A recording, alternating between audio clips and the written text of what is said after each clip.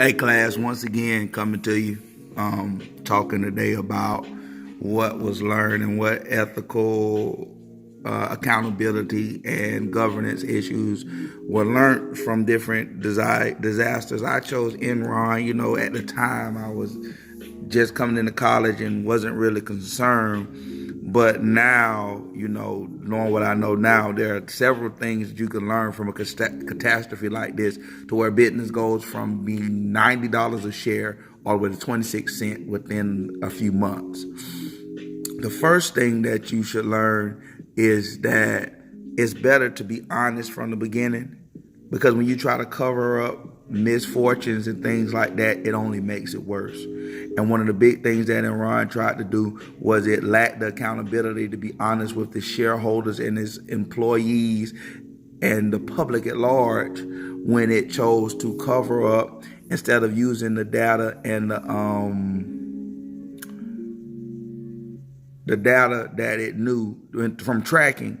It instead it tried to cover them up, and that's a big thing that'll end you up in failure. The second thing is that having the foresight in two areas. The first area is who hired. Like Carol DeWitt talked about how they hired a lot of people, and her chapter 5 is totally dedicated to this crisis of Enron, and how they categorized and hired people that were good at the time, but they didn't have the growth mindset, so they couldn't continue to grow.